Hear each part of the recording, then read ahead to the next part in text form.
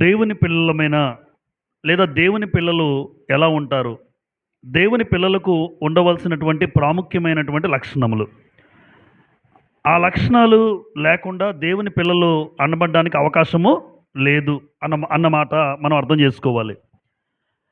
ఏవైతే ఇప్పుడు రాయబడి ఉన్నాయో, ఇప్పుడు మనం చదవబోతూ ఉన్నామో, నేర్చుకోబోతూ ఉన్నామో, ఆ లక్షణాలు గనుక మనకు లేకపోతే మనము దేవుని పిల్లలము కాదు అని దేవుడు అంటారు. పైగా ఈ లక్షణాలు లోకంలో చూసినప్పుడు వారు మనల్ని దేవుని పిల్లలుగా గమనిస్తారు. దేవుని నమ్ముకోలేని వాళ్ళు కూడా వీళ్ళు దేవుని పిల్లలు అని ఎందుకు చెప్తారంటే ఈ లక్షణాలు ఉండడం వల్ల. ఈ లక్షణాలు కనుక లేకపోతే ఎదుటివాడికి కూడా మనం దేవుని నమ్ముకున్నామని దేవుని పిల్లలుగా మనం కనబడం. కనుక ఈరోజు ప్రాముఖ్యంగా ఈ 7 లక్షణాలు చాలా ఉన్నాయి. దేవుని పిల్లలుగా ఉండుటకు ప్రాముఖ్యమైనటువంటి 7 లక్షణాలు ఇవి మనలో ఉండాలి. ఉంటేనే దేవుడు తన స్వాస్థ్యాన్ని పరలోకంలో భద్రపరిచాడు. ఒక మాట చదువుకుని ముందుకు వెళ్దాం. పేతురు రాసిన మొదటి పత్రిక మొదటి అధ్యాయం చూడండి. పేతురు రాసిన మొదటి పత్రిక మొదటి అధ్యాయం.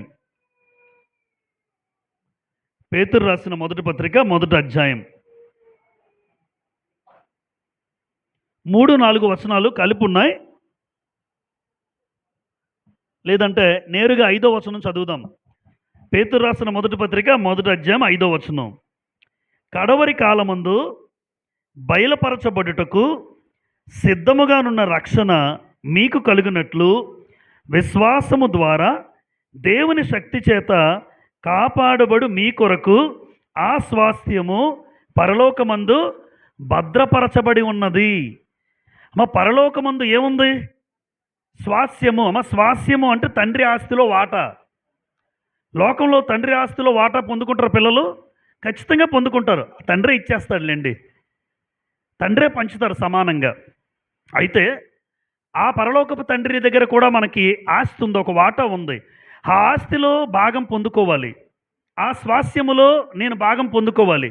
ఆ పరలోకమందు ఏదైతే స్వాస్థ్యము దాచబడి ఉందో ఆ భాగాన్ని, ఆ ఆస్తిని దేవుడు నాకు ఇవ్వాలి అంటే ఈ లక్షణాలు ఉండాలి. అందుకోసం ఈ వచనం చదివించాను. పరలోకమందున్న ఆస్తి, ఒకవేళ లోకంలో నువ్వు ఎలా బతికినా ఈ తండ్రి ఇచ్చేస్తాడు నీకు ఆస్తి, పెద్ద ఇబ్బంది లేదు. అవునా? నువ్వు తను చూసినా ఇస్తాడు, చూడకపోయినా ఇచ్చేస్తారు. ఈరోజు ఖచ్చితంగా తీసుకుంటారు కూడా. ఎందుకు? ఈ లోకపు తండ్రి ఎలాగ ఉన్నా ఇచ్చేవచ్చు ఒకవేళ, కానీ పరలోకపు తండ్రి ఇవ్వడు. ఆయన ఇవ్వడు. జడిపించో బెదిరించో ఆయన దగ్గర నుంచి మనం తీసుకోలేము.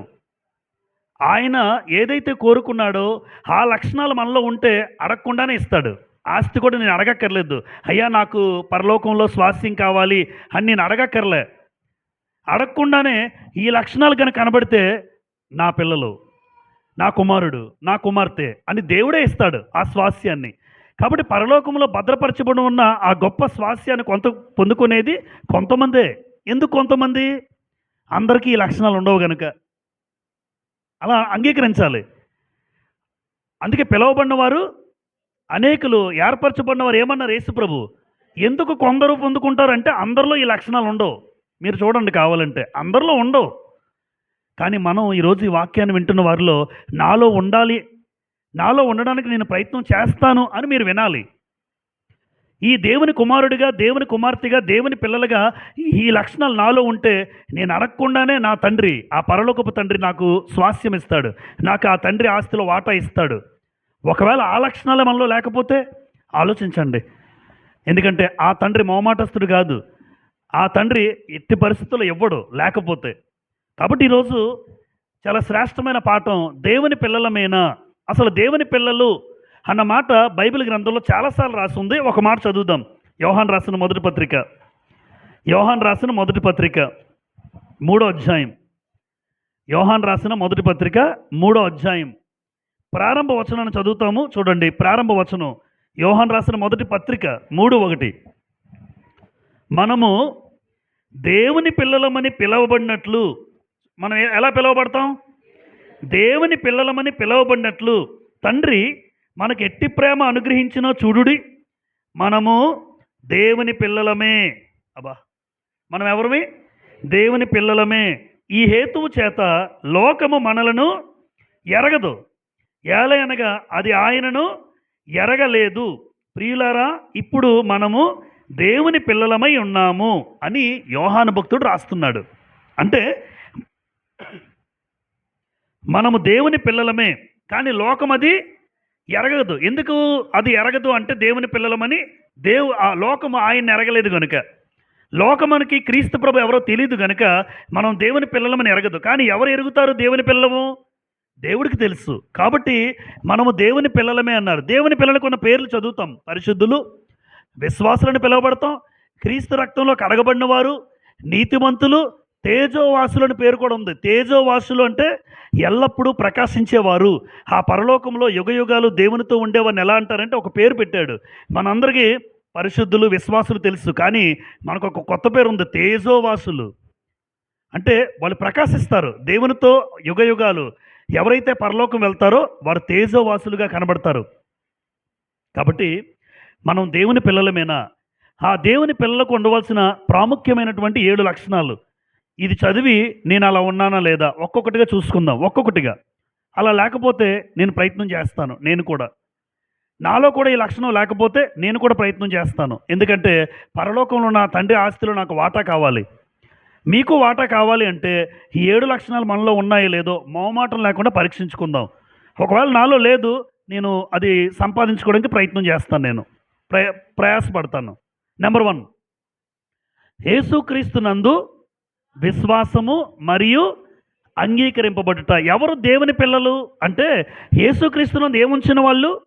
విశ్వాసము మరియు అంగీకరించాలి. ఆ మాట చదువుదాం. యోహాను సువార్త చూడండి, 1వ అధ్యాయం.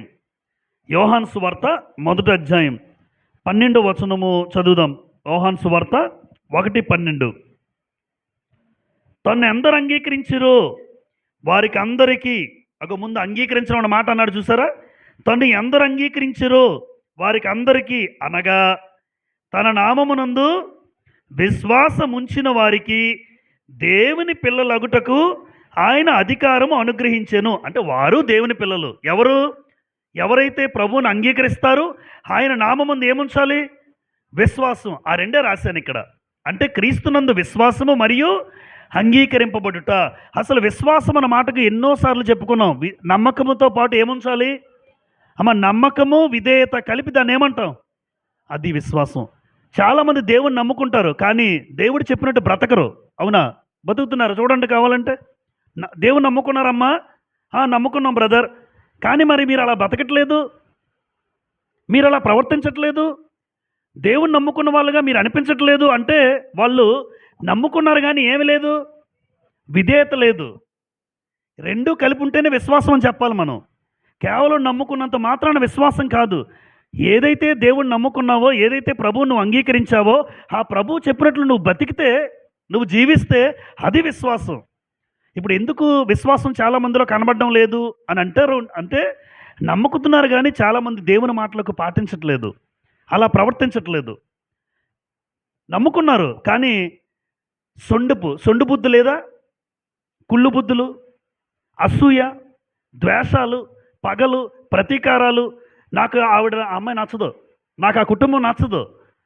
మరి ఇప్పుడు నమ్ముకున్నాం అంతే, కానీ దేవుడు ఏం చెప్పాడు? అలాంటివి ఉండకూడదు అన్నాడు.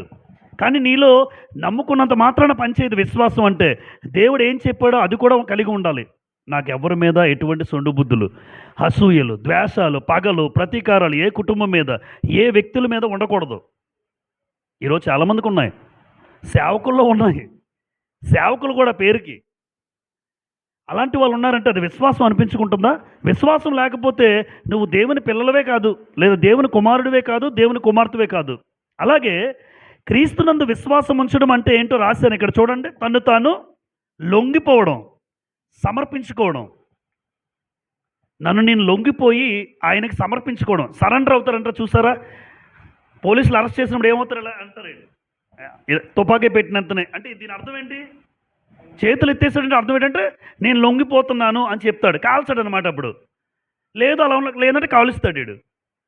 ఆఫీసర్స్ ఎవరైనా అంటే ఇలా చేతులు ఎత్తాడంటే లొంగిపోవడం. ఇప్పుడు స్వయంగా యేసుప్రభుని అంగీకరించినటువంటి మనము ప్రభువుకి లొంగిపోవడం, ప్రభువుకి మనల్ని మనం సమర్పించుకోవడం, అది అంగీకరించడం. అంటే ప్రభు ఏది చెప్తే అదే చేస్తాను. ప్రభు ఏది మాట్లాడితే అలాగే ప్రవర్తిస్తాను. అంతకు మించి నా సొంతంగా నాకు ఏదో బుద్ధి పుట్టి, నా ఆలోచన బట్టి నేను నడుచుకోను. ఎందుకంటే ఒకప్పుడు బతికాను. ఒకప్పుడు నా ఇష్టానుసారంగా జీవించాను. కానీ ఇప్పుడు అంగీకరించడం అంటే అర్థం ఏంటంటే దేవుని పిల్లలుగా ఉండే అర్హత ఎవరికుంటుందంటే నన్ను నేను ఆయనకి సమర్పించుకోవాలి. ఆయన ఏం చెప్తే అది చేస్తానిప్పుడు. ఆయన ఎలా చేయమంటే అలా చేస్తాను. ఎలా బ్రతకమంటే అలా బ్రతుకుతాను. అంటే ఇక మీద నా ఇష్టం కాదు, ఆయన ఇష్టమే నెరవేర్చబడాలి. కాబట్టి యేసుక్రీస్తునందు విశ్వాసము మరి ఏమన్నారు? అంగీకరించబడ్డం అంటే ఇలా ఉంటుంది. దేవుని మాటల యందు విశ్వాసం ఉంచి అలా బ్రతకడం. అపోస్తలుడైన పౌలు ఒక మాట మీకు చూపిస్తాను. గలతీయులకు రాసిన పత్రిక తెరవండి. పత్రిక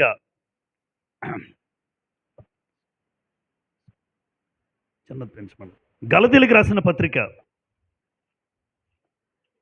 గలతీయులకు రాసిన పత్రిక 3వ అధ్యాయం చూడండి.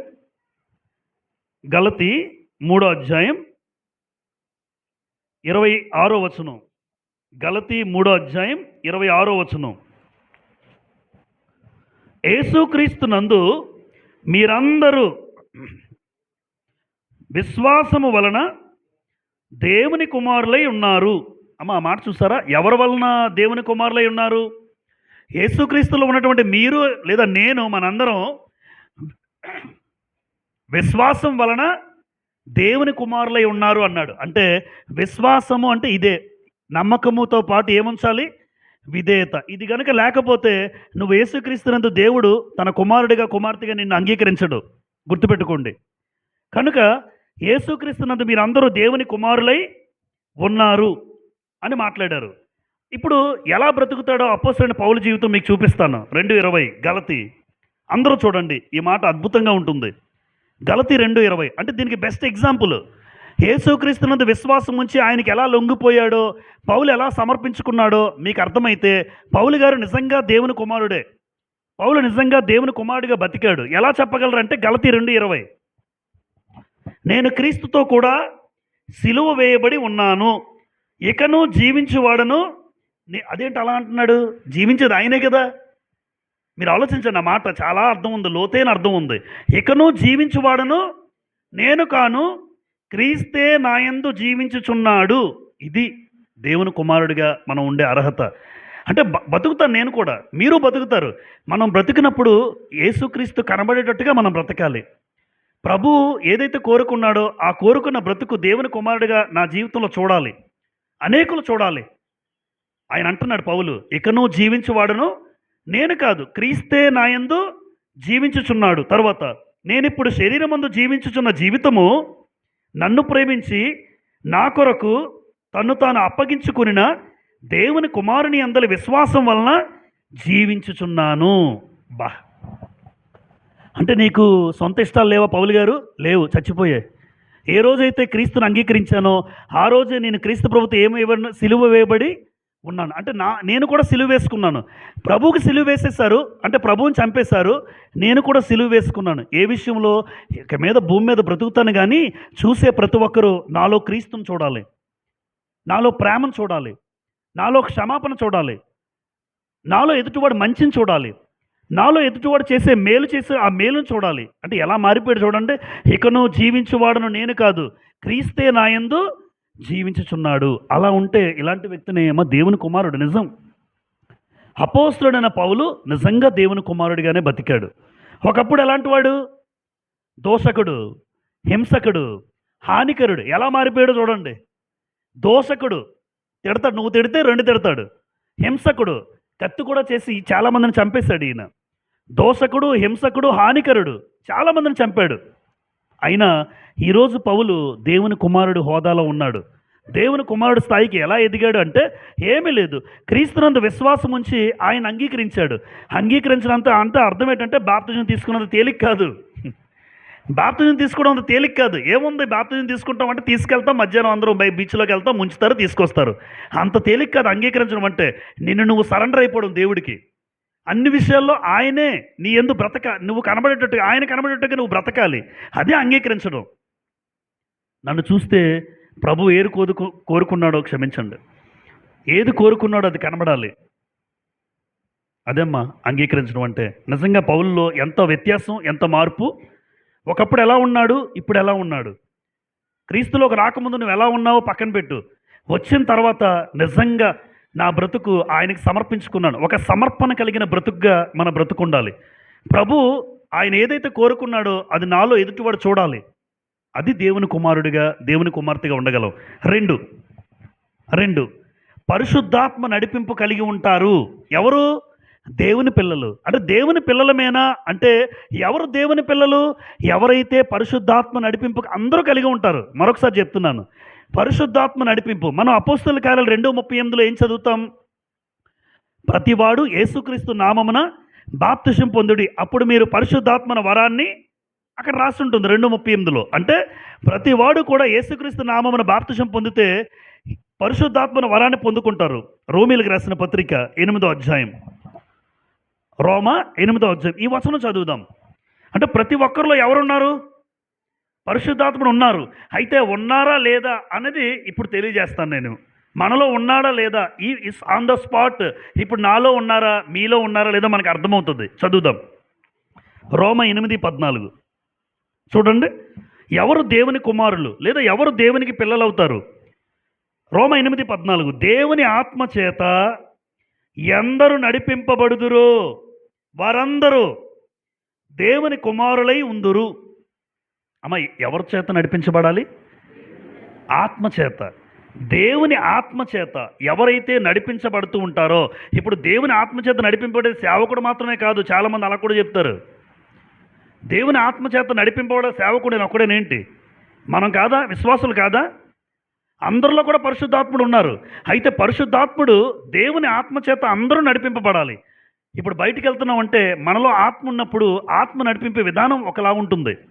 ఎందుకంటే ఆత్మ నడిపింపే విధానం ఎలా ఉంటుందంటే పాపము చూడదు, పాపము చూడ్డు, పాపాన్ని అసహించుకుంటాడు ఆత్మ కలిగిన వాడు. మరి మనం పాపాన్ని అసహించుకుంటున్నావా, పాపాన్ని ప్రేమిస్తున్నావా? అక్కడే నీకు అర్థమైపోద్ది నీలో ఆత్మ ఉన్నాడో లేదో. ఏదైనా పాపం చూసినప్పుడు ఇష్టపడుతుంటాం, ఆ పాపాన్ని చూడడానికి ఇష్టపడతావు, పాపాన్ని చేయడానికి ఇష్టపడుతున్నావు. అయితే నువ్వు బాప్తిసం పొందుకున్న నీలో పరిశుద్ధాత్ముడు లేడు. పరిశుద్ధాత్మ నడిపింపు కలిగి ఉంటారన్నాడు. నిజమే. ఎంతమంది అయితే దేవుని ఆత్మచేత నడిపింపబడతారో వారందరూ దేవుని కుమారులై ఉన్నారు. ఇప్పుడు పరలోకంలో స్వాస్యం పొందుకునే వాళ్ళు ఎవరు అంటే దేవుని ఆత్మచేత నడిపింపబడాలి. ఆత్మచేత నడిపింపబడడం సేవకుడితో పాటు ఎవరైతే క్రీస్తు రక్తంలో కడగబడ్డారో అందరూ ఆత్మచేత నడిపింపబడతారు. ఇక్కడికి వెళ్ళా, బయటికి వెళ్ళిపోయాను, గాజువాకి వెళ్ళిపోయాను, అక్కడ సినిమా హాల్కి వెళ్ళిపోతే మీకు తెలియదు కదా నేను వెళ్ళినట్టు. నేను గాజువాకి వెళ్ళాము, నేను సినిమా హాల్కి వెళ్ళి సినిమా చూసి వచ్చాను. ఆత్మచేత నడిపింపబడుతున్నానా? అచ్యుతాపురంలో మాత్రమేనా? గాజువాకలో కాదా? వేరే ఊరు వెళ్తే మనుషులు మారిపోతారు. జస్ట్ ప్రాంతం దాటితే మనుషులు మారిపోతారు. వాళ్ళ బిహేవియర్ మారిపోద్ది, వాళ్ళ ప్రవర్తన మారిపోద్ది, వాళ్ళ ఆలోచనలు మారిపోతాయి, వారి ఉద్దేశాలు మారిపోతాయి. అలాంటి వ్యక్తులు ఆత్మచేత నడిపింపబడేవారు కారు. నువ్వు ఎక్కడున్నా సరే దేవుడు ఆత్మచేత నడిపింపబడు ఎలా ఉంటాడంటే అద్భుతంగా నడుస్తూ ఉంటాడు. ఆత్మచేత నడిపింపబడేవాడు ఏ పాపాన్ని చేయడు. గుర్తుపెట్టుకోండి, ఏ పాపాన్ని చూడ్డు, ఏ పాపాన్ని జుర్రుకోవడానికి ఇష్టపడ్డు. ఎందుకు అంటే ఆత్మచేత నడిపింపు అద్భుతంగా ఉంటుంది. ఇప్పుడు చూడండి, ఇక్కడ 2 విషయాలు రాశాను. ఆత్మ నడిపింపు కలిగిన వాళ్ళు ఎలా ఉంటారు అంటే రోమపత్రికలో ఉన్నాం కదా, 8:9 చదివేద్దాం. నెంబర్ 1, రోమపత్రిక 8:9 ప్రకారం ఒక వ్యక్తిని ఆత్మ నడిపిస్తే ఆ వ్యక్తి ఎలా ఉంటాడో చూడండి. 8:9 దేవుని ఆత్మ మీలో నివసించి ఉన్న ఎడల మీరు ఆత్మ స్వభావము కలవారే గాని శరీర స్వభావము గలవారు కారు. ఇప్పుడు ఆత్మ నడిపిస్తే అమ్మ నాకు ఏ స్వభావం ఉంటుంది? ఆత్మ స్వభావం ఉండాలి. ఆత్మ స్వభావం కలిగిన వారు, శరీర స్వభావం కలిగిన వారు 2 రకాలు ఉంటారు. ఇప్పుడు దేవుని ఆత్మ నాలో ఉండాలి అంటే ఆత్మ స్వభావం కలిగి ఉండాలి. అంటే ఆత్మ స్వభావం కలిగి ఉండేవాడు ఎలా ఉంటాడంటే దేవుని ఆత్మ సంబంధమైన విషయాల మీద దృష్టి పెడతాడు. ఆరాధన, ప్రార్థన, వాక్యం, సహవాసం ఇవి మర్చిపోడు. ఇవి మర్చిపోయి తిరుగుతున్నవాడు ఆత్మ లేడు. ప్రార్థన గుర్తులేదు, వాక్యం చదవడం గుర్తులేదు, సహవాసం గుర్తులేదు, అసలు ఆరాధనే గుర్తులేదు. అలాంటి వాడికి ఆత్మ నడిపింపు లేనివాడిగా మీకు అది గుర్తించుకోవచ్చు. అదే మనకు గుర్తు, అదే మనకి సూచన. అరే ఒక ప్రార్థనా జీవితం లేనివాడు, ఒక వాక్యం చదివే అలవాటు లేనివాడు, ఒక ఉదయాన్నే లేచి లేదా సంఘముతో సహవాసం లేనివాడు, ఆరాధన అంటే జ్ఞాపకం లేనివాడికి ఆత్మ నడిపింపు లేనివాడు. ఎందుకు? వాళ్ళలో ఆత్మ స్వభావం లేదు. ఏ స్వభావం ఉంది? శరీర స్వభావం. అందుకే మీలో ఆత్మ ఉంటే మీరు ఎలా ఉంటారంటే ఆత్మ స్వభావం కలిగిన వారు ఉంటారు. ప్రార్థన ఎప్పుడు బ్రదర్? ఎన్ని గంటలకి? వాక్యం చదువుకున్నాను ఈరోజు. అన్నం తినడమైనా ప్రార్థన అయినా మర్చిపోతారు కానీ అన్నం తినడం మర్చిపోరు. ఈరోజు తినకుండా వెళ్ళిన వాళ్ళు ఎవరు ఉంటారంటే ఉండరు. అంతా చేసుకుని వెళ్తాం. ఈరోజు ప్రార్థన చేసుకుని బయటికి వెళ్ళానా, ఈరోజు వాక్యం చదువుకుని బయటికి వెళ్ళానా అని ఎప్పుడైనా ఆలోచించామా? ఈరోజు ఉదయం తినలేదు బ్రదర్, తినకుండా వెళ్ళిపోయాను అని చెప్పుకుంటాం కానీ అదేనా మర్చిపోం. కానీ ప్రార్థన మర్చిపోయే వాళ్ళు ఉంటారు. గుర్తుపెట్టుకోండి, ఆత్మ స్వభావం ఎప్పుడు కలిగి ఉండాలి. ఆత్మ స్వభావం కలిగిన వాడే నీలో పరిశుద్ధాత్ముడు ఉన్నట్టు. పరిశుద్ధాత్ముడు నీలో ఉన్నాడా లేదా అనే సూచన ఏంటంటే నువ్వు ఆత్మ స్వభావిగా బ్రతుకుతూ ఉంటావు, అంతేగాని శరీర సంబంధంగా బ్రతకరు. చూడండి గలతీ పత్రిక 5:16లో ఒక మాట. గలతీ పత్రిక 5:16లో రెండవది ఇక్కడ రాశాను. శరీరానుసారంగా నడుచుకోకుండా ఉంటాడు. ఎవరు? పరిశుద్ధాత్మ కలిగిన వాడు ఎలా ఉంటాడంటే గలతీ 5:16 చూడండి. గలతీ 5:16 నేను చెప్పునదేమనగా ఆత్మానుసారముగా నడుచుకొనుడి, అప్పుడు మీరు శరీరాచను నెరవేర్చరు. అంటే శరీరాచను నెరవేర్చేవాడు ఎవడు? శరీర కోరికలు నెరవేర్చుకునేవాడు పరిశుద్ధాత్మ లేనివాడు. తుచ్చమైన శరీరం కోసమే బతికేవాడు. శరీర అవయవాలు సుఖపెట్టుకోవడం కోసం బతికేవాడు. శరీరంతో ఏం చేస్తాడు ఒక మనిషి? పాపం చేస్తాడమ్మా. పాపం దేనివల్ల చేస్తాడు చెప్పండి? శరీరం లేకుండా ఒక వ్యక్తి పాపం చేయలేడు. కావాలంటే మీరు చూడండి, ఏ వ్యక్తి అయినా పాపం చెయ్యాలి అంటే నీ శరీరంతోనే చేస్తావు. శరీరం లేకుండా ఎవడూ పాపం చేయలేడు. అంటే ఆత్మ సంబంధిగా బ్రతకాలి లేదా దేవుని కుమారుడిగా దేవుని పిల్లలుగా ఉండాలంటే ఆ వ్యక్తి ఆత్మ నడిపింపు ఉండాలి. ఆత్మ నడిచేవాడు ఆత్మ స్వభావం కలిగి ఉంటాడు ఎప్పుడు కూడా. అంటే మనం ఉద్యోగం చేసుకోమా? మళ్ళీ మీరు అడగలరు. ఉద్యోగం చేసుకుంటావు, తింటావు, నీ పనులు చూసుకుంటావు, నీ పిల్లల్ని పెంచుకుంటావు, బాధ్యతగా ఉంటావు. ఇన్ని చేసుకున్న దేవుని పట్ల ఆత్మ స్వభావం కలిగిన వాడు ప్రార్థన మర్చిపోకూడదు, ఆరాధన మర్చిపోకూడదు, వాక్యం చదవడం మర్చిపోకూడదు, ఆత్మ సంబంధమైన జీవితం నిర్లక్ష్య పెట్టకూడదు. ఆత్మ సంబంధమైన జీవితం నిర్లక్ష్య పెట్టేవాడు ఆత్మ స్వభావం కలిగిన వాడు కాడు. అలాగే శరీరం కోసం బతికే వాళ్ళు ఉంటారు. శరీరం తినడం, తిరగడం, తాగడం, పడుకోవడం, ఎంజాయ్ చేసామా, వచ్చామా, తిన్నామా, లేదా వెళ్ళిపోయా, వచ్చాం, మళ్ళీ పడుకుంటాడు, లేస్తాడు, ఉద్యోగానికి వెళ్తాడు, వస్తాడు, తింటాడు, వెళ్తాడు. వీడెవరు? శరీరం కోసం బతుకుతున్నాడు, శరీరం కోసం బతుకుతున్నారు. కనుక దేవుడు శరీరానుసారంగా ప్రవర్తించేవాడు జీవితంలో ఆత్మ ఉండడు. కనుక నేను ఆత్మ సంబంధన కాదా అని ఎలా తెలుస్తుందంటే పాపం చెయ్యవు, పాపాన్ని అసహించుకుంటావు, నీలో ఆత్మ ఉన్నాడు, నీలో ఆత్మ స్వభావం కలిగిన వాడిగా ఉంటావు ఎప్పుడు కూడా. నెంబర్ 3, శరీరం కోసం నువ్వు బతకవు, శరీర కోరికలు తీర్చుకోవడానికి నువ్వు బతకవు. అలాగే బతుకుతున్నావు అంటే ఆ వ్యక్తి ఆత్మ లేనివాడు. చూడండి ఒక మాట, రోమ 8:9 ఒక మాట అన్నాడు. ఒకసారి రోమపత్రిక ఒకసారి తెరవండి. రోమ 8:9 మరొకసారి చూడండి అందరూ జాగ్రత్తగా. దేవుని ఆత్మ మీలో నివసించిన యెడల మీరు ఆత్మ స్వభావం గలవారే గాని శరీర స్వభావం గలవారు కారు. తర్వాత మాట, ఎవడైనా క్రీస్తు ఆత్మ లేనివాడైతే వాడు ఆయన వాడు కాడు. వాడు ఆయన వాడు కాడు. ఏంటి, సంఘానికి వచ్చిన కారు, పాటలు పాడినా కారు, వాక్యం చెప్పినా కారు. నువ్వెంత గొప్ప ఘనకార్యాలు చేసినా సంఘం కోసం క్రీస్తు ఆత్మ నీలో లేకపోతే వాడు ఆయన వాడు కాడు. అంటే నేను దేవుని కుమారుని కాను ఎప్పుడు? నాలో ఆత్మ నడిపింపు లేకపోతే. ఆత్మ నడిపింపు అంటే నేను ఆత్మ స్వభావిగానే ఉండాలి. ఆత్మ స్వభావం నాలో లేకపోతే నేను ఆయన వాడిని కాను. శరీరం కోసం బతుకుతూ పాపాన్ని జుర్రుకుంటూ పాపాన్ని చూస్తూ పాపం కోసం బ్రతికే వాళ్ళు ఉంటారు. శరీరాన్ని కేవలం సుఖపెట్టుకోవడానికే శరీరం కోసం భూమి మీద బ్రతికే వాళ్ళు వాడు ఆయన వాడు కాడు. అలాంటి వాళ్ళు కాదు.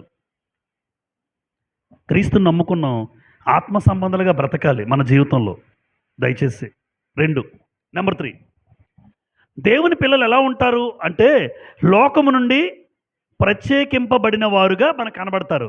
లోకంలోంచి ప్రత్యేకించబడ్డాం. అసలు మనందరం ఎక్కడి నుంచి దేవుడు ఏర్పాటు చేసుకున్నాడు చెప్పండి? లోకం నుంచి. ఎవరి ద్వారా?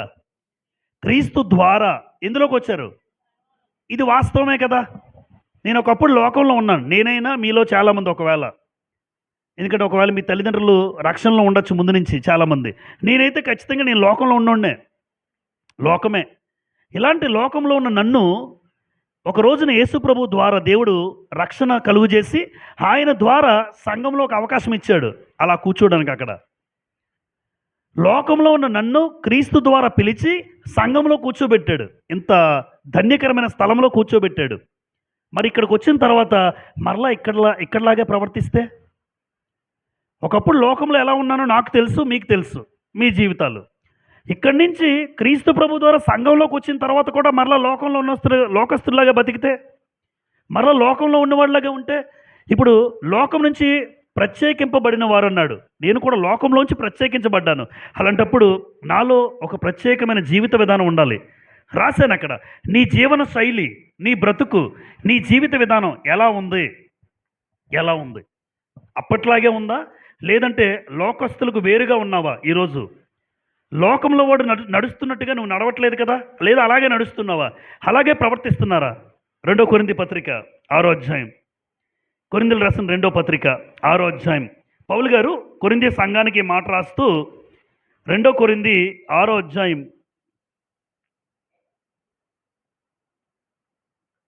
18 చూడండి. 2 కొరింథీ 6:18, మనము జీవము గల దేవుని ఆలయమై ఉన్నాము, అందుకు దేవుడు ఇలాగూ సెలవిచ్చుచున్నాడు, నేను వారిలో నివసించి సంచరింతును, నేను వారి దేవుడినై ఉందును, వారు నా ప్రజలై ఉందురు, కావున మీరు వారి మధ్య నుండి బయలువెడలి ప్రత్యేకముగా ఉండుడి.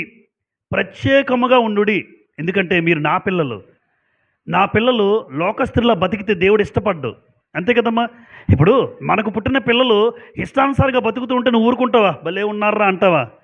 వాడేదో రోడ్డు మీద తిరుగుతూ ఇష్టానుసారంగా ప్రవర్తిస్తూ ఉంటే నా పిల్లలు ఎందుకు అవుతారు అంటావు?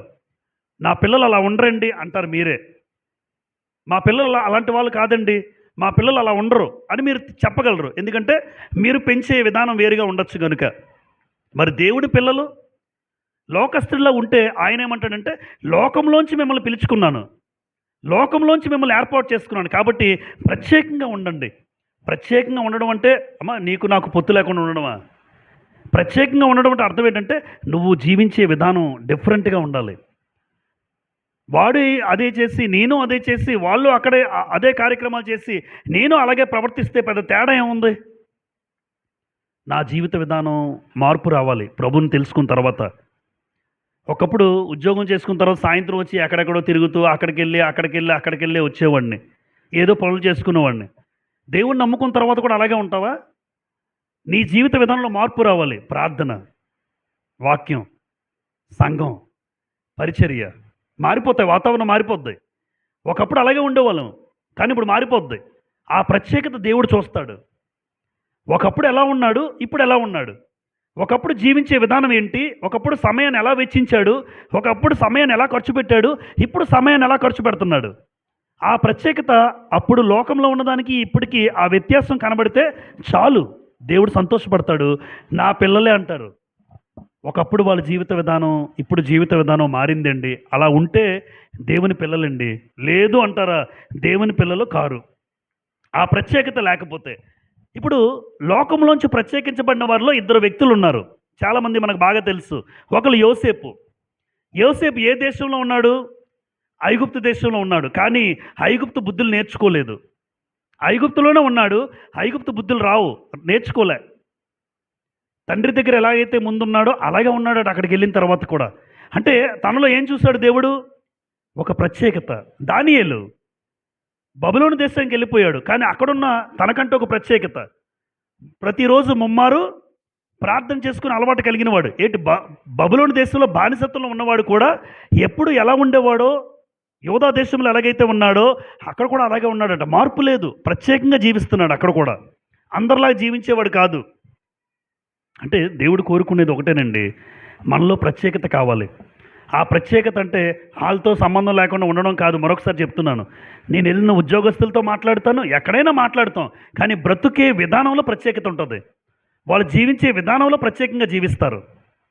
అలా ఆ ప్రత్యేకత కనుక మనలో లేకపోతే నువ్వు దేవుని పిల్లలవు ఎప్పటికీ కాలేవు, దేవుని కుమారులు ఎప్పటికీ కాలేము. ఎస్తేరు కాలం నాటి కొంతమంది యూదులు ఉన్నారు. మీకు ఒక మాట చూపిస్తాను. ఎస్తేరు గ్రంథం, ఒక్కసారి ఎస్తేరు గ్రంథం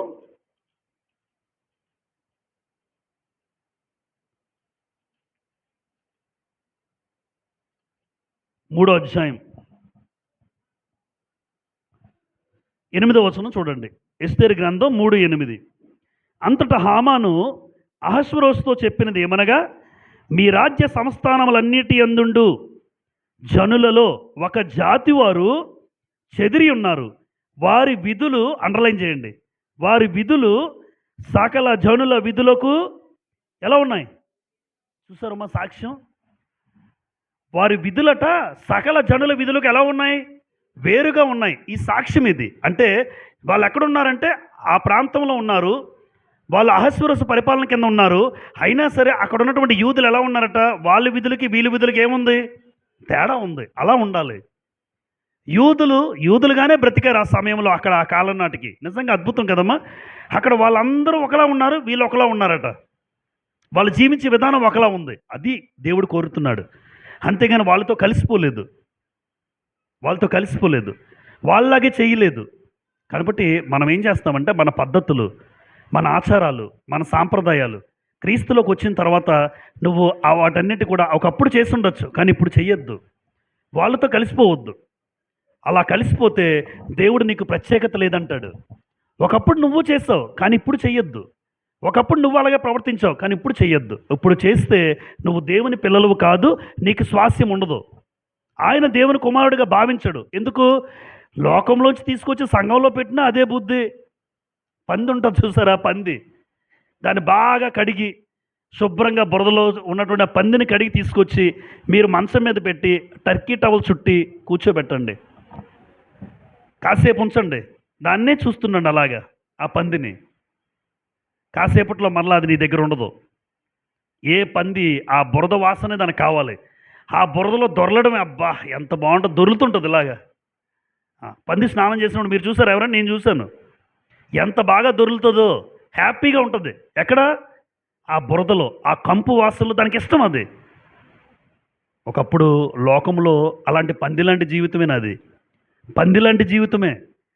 అలాంటి పందిలాంటి జీవితం మార్చేసి ప్రత్యేకించి సంఘం, క్రీస్తు ద్వారా సంఘంలో ప్రవేశపెడతాం, మరలా పందిలాగే బతుకుతానంటే ఇంకా అవకాశం ఏముంది? ఆ ప్రత్యేకత ఏముంది నాకు? అలా ఆలోచించుకోవాలి. ఎప్పుడు కూడా అలా ఆలోచించుకుంటాను. పందిలాంటి జీవితం, కుక్కలాంటి జీవితం తీసుకొచ్చి సంఘంలో కూర్చొని బాగా బ్రతకండి, పరిశుద్ధులుగా బ్రతకండి అని కోరితే ఇక్కడ కూడా అలాగే బ్రతికితే, ఆ ప్రత్యేకత నాలో లేకపోతే ఇంకా నాకు దేవుని పిల్లలుగా నాకు ఎలా పిలవగలడు దేవుడు? ఎలా పిలుస్తాడు ఆయన? నెంబర్ 4, సమాధాన పరిచేవారిగా. ఎవరు? దేవుని పిల్లలు ఎప్పుడు సమాధాన పరిచేవారుగా ఉంటారు. మనందరికీ ధన్యతల్లో బాగా గుర్తు మత్తయి సువార్త 5:9. పిల్లలు సమాధాన పరుచువారు ధన్యులు, వారు దేవుని కుమారులు అనబడుదురు అని రాసి ఉంటుంది అక్కడ. సమాధాన పరుచువారు ధన్యులు, వారు దేవుని కుమారులు, దేవుని పిల్లలు. ఎవరు దేవుని పిల్లలు? ఇద్దరికి గొడవ పెట్టేవాడు కాదు, వాళ్ళకిద్దరికి ఉన్న గొడవను తీర్చేవాడు దేవుని కుమారుడు. ఈరోజు పుల్లలు అంటున్నాను, అదే గొడవలు పెట్టి సమస్యలు సృష్టించి వేరు చేసేవారుగా ఉన్నారా? కలిపేవారుగా ఉన్నారా? ఒకవేళ ఎవరైనా లోకంలో ఉన్నారండి అని మీరు అనొచ్చు, కానీ నువ్వు అలా ఉండకూడదు. ఎక్కడైనా కుటుంబాల మధ్య కానీ, భార్యాభర్తల మధ్య కానీ సమస్య వచ్చినప్పుడు సమస్యను పెద్ద చేస్తారు, మధ్యలోకి వెళ్తారు వీళ్ళు. ఆ భార్యాభర్తల పాపం కలాలనుకున్న కలవరాలు. ఎందుకు? వీళ్ళ వల్ల. ఎందుకు? వీళ్ళే మధ్యలో. నిజంగా చెప్తున్నానమ్మా, మధ్యవర్తులే. మీరు ఏమైనా అనుకోండి, ఎక్కువ శాతం ఇటు అత్తమామలు కానీ అటు తల్లిదండ్రులు కానీ, అరే భార్యాభర్తలు సరదాగా సంతోషంగా ఉండరు, మీరు కలవనెవరు? గుర్తుపెట్టుకోవాల్సిన విషయం ఏంటంటే ఎప్పుడూ సమాధానపరచాలి. వాళ్ళకున్న సమస్య ఏంటో తెలుసుకోండి. అబ్బా ఎందుకు మీరు వెళ్ళలేకపోతున్నారు? ఎందుకు కలవలేకపోతున్నారు? లేదా ఆ సహోదరుడితో ఈ సహోదరికి ఎందుకు పట్టలేదు మీకు? కారణం ఏంటి తెలుసుకుంటే సరిపోద్ది. అలా ఉండకూడదని ఒక సమస్య, వాళ్ళ మధ్య గొడవలు కానీ, మనస్పర్ధలు కానీ, అల్లర్లు కానీ ఏమైనా ఉంటే తొలగించి, అలా ఉండకూడదు, ప్రేమతో ఇద్దరిని కలపాలి. వాళ్ళు దేవుని పిల్లలుగా చూస్తారు, విడగొట్టే వాళ్ళని కాదు. కుటుంబాలు విడగొట్టే వాళ్ళని, భార్యాభర్తలు విడగొట్టే వాళ్ళు ఎప్పటికీ దేవుని పిల్లలు కారు. అలాంటి స్వభావం ప్రభువు మనకి నేర్పించలేదు. వీలైతే చేతనైతే కుటుంబాలు కట్టు, భార్యాభర్తల జీవితాన్ని కలుపు, వాళ్ళు సంతోషకరమైన జీవితాన్ని చూసి ఆనందించు నువ్వు కూడా. వాళ్ళు దేవుని పిల్లలు. అందుకే సమాధానపరచువారు ధన్యులు, వారు దేవుని కుమారులు అనబడుదురు. మీకు చాలాసార్లు చెప్పాను, అబ్రహాము, లోతు పశువుల కాపర్లకు ఏమొచ్చింది? గొడవ వచ్చింది. మీరు ఆదికాండం చూడండి 13వ అధ్యాయం తర్వాత. ఆదికాండం 13వ అధ్యాయంలో ఉన్న చరిత్ర ఏంటంటే, అబ్రహాము బాగా ధనవంతుడు, బాగా భాగ్యవంతుడు. అబ్రహామును బట్టి దేవుడు ఎవరిని ఆశీర్వదించాడు? లోతును కూడా దేవుడు ఆశీర్వదించాడు. Very good. లోతు కూడా బాగా డబ్బు సంపాదించాడు, అబ్రహాము బాగా డబ్బు సంపాదించారు. ఇప్పుడు ఇద్దరు కూడా పోటాపోటీగా ఉన్నారు డబ్బు విషయంలో, ఆస్తి విషయంలో. కానీ ఎవరికి గొడవ వచ్చింది? వాళ్ళ దగ్గర పనులకు గొడవ వచ్చింది. లోతు పనులకి, అబ్రహాం గారి పనులకి గొడవ వచ్చింది. ఇప్పుడు వీళ్ళకి గొడవ వచ్చిందంటే ఈ సమస్య ఎవరు తీర్చాలి? యజమానులు తీర్చాలి. అక్కడికి వెళ్ళిపోయింది సమస్య. అయితే నువ్వెంతరా అని అబ్రహాం అనలే. ఎందుకు అనొచ్చు? అబ్రహాం అనగలిగే సామర్థ్యం కలిగిన వాడు, అనొచ్చు కూడా. ఎందుకంటే అర్హత ఉంది. ఎందుకు? అబ్రహామును బట్టి ఎవరు పెరిగారు? అంతేగా లోతును బట్టి అబ్రహాం పెరగలే. లోతు దయాదాక్షిణ్యం మీద అబ్రహాం ఆధారపడలే. గుర్తుపెట్టుకోండి, లోతు వల్ల అబ్రహాం పెరగలేదు, అబ్రహాం వల్లే లోతు పెరిగాడు. ఆ విషయం ఎవరికి బాగా గుర్తుండాలి? లోతుకు గుర్తుండాలి. ఒక వ్యక్తి వల్ల నువ్వు బాగుపడితే, నేను ఏ వ్యక్తి వల్ల ఈ స్థాయిలో ఉన్నానని గుర్తుపెట్టుకోలే ఎప్పుడు. ఒక వ్యక్తి వల్ల నేను ప్రయోజనం పొందుకుంటే ఆ వ్యక్తిని ఎప్పుడు జీవితంలో మర్చిపోకూడదు. చేతనైతే ఆ వ్యక్తికి మేలే చేయాలి, చేతనైతే ఆ వ్యక్తికి మేలు చేయాలి, మంచి చేయాలి. అంతేగాని ఆ వ్యక్తికి మనసు కూడా బాధ పెట్టకూడదు. కానీ లోతు రాలేదు. ఎవరు వెళ్ళారు ముందుకి? ఆ గొడవ అవుతుంటే అబ్రహాం ముందు వెళ్ళిపోయాడు. అబ్రహాం వెళ్ళిపోయి లోతుతో మాట్లాడుతున్నాడు. మీ పశువుల కాపర్లకి, నా పశువుల కాపర్లకి గొడవ వచ్చింది. మనం బంధువులు, మనం రక్త సంబంధికులు, మన మధ్య గొడవలు ఉండకూడదు. ఇప్పుడు ఈ సమస్య మనం దూరం చేయకూడదు. ఎంత బాగా అన్నాడు చూడండి. తప్పు అయిపోయిందని పడిపోలేదు లోతు. వెళ్ళిపోతాం. లోతు ఇటు వెళ్ళమంటారు, ఇటు వెళ్ళిపో, నువ్వు అటు వెళ్ళిపో, నేను ఇటు వెళ్ళిపోతాను అంటే చూడండి ఎంత బాగా చెప్తున్నాడు. సమాధానంతో వెళ్ళిపోమన్నాడు. అంతే. గొడవలు లేవు. గొడవలు లేకుండా, ఇబ్బంది లేకుండా, మనస్పర్ధలు లేకుండా, ఎటువంటి వాగ్వాదం పెట్టుకోలేదు. ఒకవేళ మనమే, నా వల్ల ఒక వ్యక్తి డెవలప్ అయితే నేను ఎలా ఉంటాను, మీరు ఎలా ఉంటారు? మీ వల్ల ఒక వ్యక్తి డెవలప్ అయితే ఆ వ్యక్తిని చులకనగా మీరు మాట్లాడరు. అరే నువ్వు ఈ బతుకు నీకు ఎవరిచ్చారో తెలుసా అని అంటాం. అసలు ఈ రోజు నువ్వు ఇలా ఉండడానికి కారణం ఎవరో తెలుసా? నేనే అంటారా? అంటారమ్మా. వాస్తవం.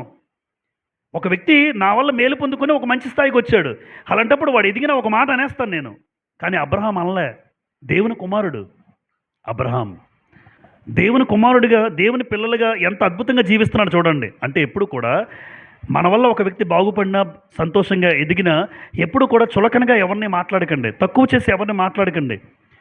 వాళ్ళు ఏ స్థాయిలో ఉన్నా, ఏ స్థితిలో ఉన్నా ఒకటే మాత్రం వాస్తవం, గొడవలు లేకుండా దూరం అవ్వాలి, మాట్లాడుకోవాలి, మళ్ళీ ముఖం చూసుకోవాలి. అందుకే నీట్గా చెప్పాడు, మనం సమాధానంగానే వెళ్ళిపోదాం.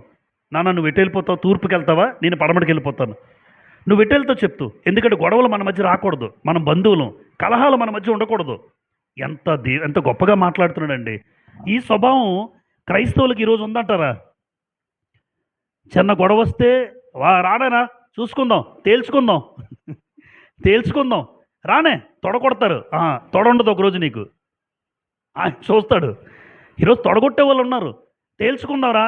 ఆఖరికి ఇంకొక మాట, నా కాలి గోటుకు కూడా నువ్వు సరిపోవురా. అవునా? రేపు పొద్దున్న నీ కాలు గోరు ఉండదు. చెప్తున్నాడు ఈ మాటలు. వాస్తవం తెలుసుకోవాలి. ఎప్పుడు కూడా ఎవరిని ఎప్పుడు చులకనగా మాట్లాడకూడదు. వీలైతే ఇద్దరిని కలపండి, కుటుంబాలు కలపండి, భార్యాభర్తలను కలపండి. అంతేగాని వాళ్ళ మధ్యలోకి మీరు వెళ్ళి వాళ్ళ సంతోషాన్ని వాళ్ళు విడదీసేవాడు ఎప్పుడు దేవుని పిల్లలు కాదు, కలిపేవాడే దేవుని పిల్లలు.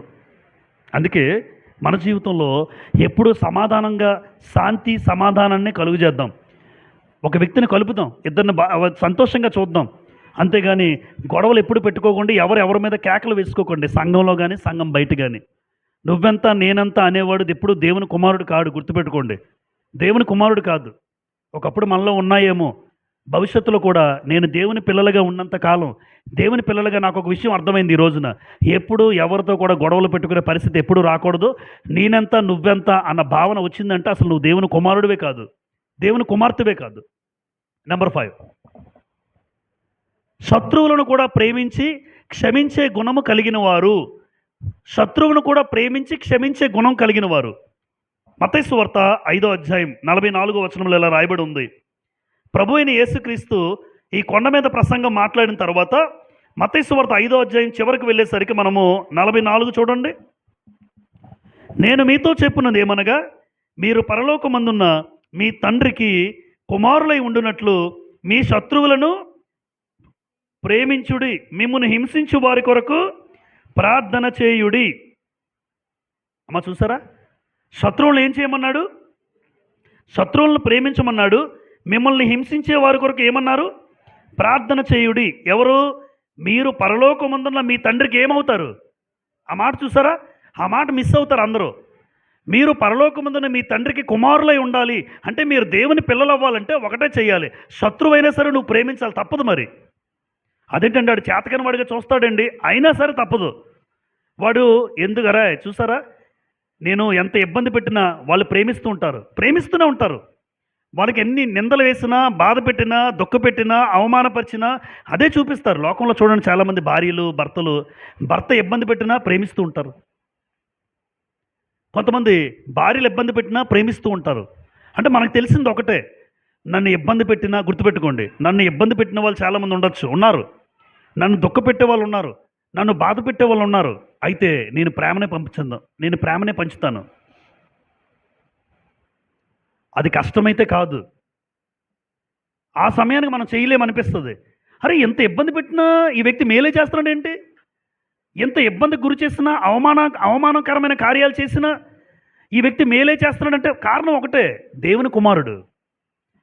మీరు పరలోకమందున మీ తండ్రికి కుమారులు అవ్వాలంటే ఈ లోకంలో మీకు నిందించేవారు, బాధ పెట్టేవారు, అవమానించేవారు, దుఃఖపెట్టేవారు, నీకు నష్టం కలిగించేవారిని కూడా నువ్వేం చేయాలి? ప్రేమించాలి. యోసేపు అదే చేశాడు కదమ్మా. అన్నదమ్ములు ఏం చేశారు?